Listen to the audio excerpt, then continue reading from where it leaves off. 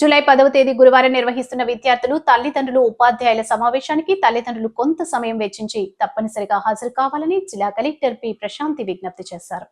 మంగళవారం స్థానిక నగరపాలక సంస్థ కార్యాలయంలో కలెక్టర్ ప్రశాంతి మీడియాతో మాట్లాడుతూ గత ఏడాది పేరెంట్ మీట్ ఏర్పాటు చేశామన్నారు. అందులో ఒక పేరెంట్ నుంచి అభిప్రాయాలను తెలుసుకోవటం జరిగిందన్నారు.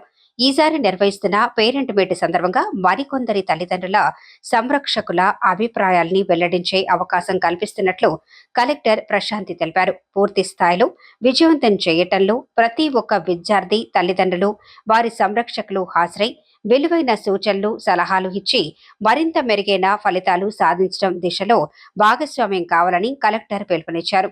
జిల్లాలోని 960 ప్రభుత్వ పాఠశాలల, ఎయిడెడ్, అన్ఎయిడెడ్, రెసిడెన్షియల్ పాఠశాలల, కాలేజీలతో పాటుగా 568 ప్రైవేటు యాజమాన్యాల సంస్థల్లోని విద్యార్థుల, తల్లిదండ్రుల, ఉపాధ్యాయులతో మెగా పేరెంట్ మీట్ సమావేశం నిర్వహిస్తున్నట్లు తెలిపారు. ఏక్ పేడ్ మాకే నామ్, తల్లి పేరుతో ఒక మొక్క, చిన్నారులతో మొక్కలు నాటించే కార్యక్రమం చేపట్టడం జరుగుతోందన్నారు.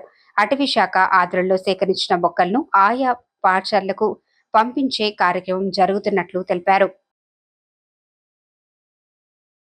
మనం 10వ తారీఖున అంటే డే ఆఫ్టర్ టుమారో పెద్ద ఎత్తున మెగా పేరెంట్స్ టీచర్స్ మీటింగ్ అనేది పెట్టుకోవడం జరుగుతుంది.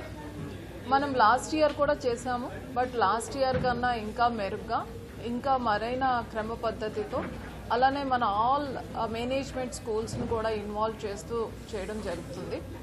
మన జిల్లా వరకు వస్తే మన జిల్లాలో ఏవైతే 960 గవర్నమెంట్ స్కూల్స్ ఉన్నాయో వాటితో పాటుగా ప్రైవేట్ ఆధ్వర్యంలో నడుస్తున్న 568 స్కూల్స్ని కూడా మనం తీసుకోవడం జరిగింది. అలానే మనకి రెసిడెన్షియల్ ఏపీఆర్ఎస్ ద్వారా నడుపుతున్న స్కూల్స్, అలానే BC welfare and social welfare including KV's, కేంద్రీయ విద్యాలయంలో కూడా ఈ మెగా పేరెంట్స్ మీటింగ్ అనేది జరగబోతుంది. అయితే ఇందులో మనము లాస్ట్ ఇయర్ చేసేటప్పుడు మనం ఓన్లీ ఎవరో ఒక్క పేరెంట్ని మాత్రమే మనం ఇన్వైట్ చేయడం జరిగింది. ఈసారి ఇద్దరిని కూడా ఇన్వైట్ చేయడం, అలానే వాళ్ళ హోలిస్టిక్ ప్రోగ్రెస్ రిపోర్ట్ అనేది వాళ్ళకి తెలియజేయడంతో పాటు వాళ్ళకి ఏమైనా ఆరోగ్య సమస్యలు ఉంటాయేమో అని మనం గత 1 మంత్గా అన్ని స్కూల్స్లో కూడా డిఎంహెచ్ఓ ఒక టీంని పెట్టుకొని మనం అందరినీ కూడా స్క్రీన్ చేస్తున్నాం. మరీ ముఖ్యంగా బిఎంఐ మీద వాళ్ళకి కొంత అవగాహన కల్పించడం, అంటే పిల్లవాడు సరైన హైట్ ఉన్నాడా లేదా, హైట్ తగ్గ వెయిట్ ఉందా లేదా, అలానే లెర్నింగ్ అవుట్కమ్స్ కూడా మనం అప్రైజ్ చేయబోతున్నాం. దీనితో పాటుగా పోలీస్ డిపార్ట్మెంట్ని ఇన్వాల్వ్ చేసి డ్రగ్స్ యూసేజ్ మీద వచ్చే ఏవైతే దుష్పరిమాణాలు ఉంటాయో వాటి మీద కూడా అవగాహన కల్పించడం జరుగుతుంది.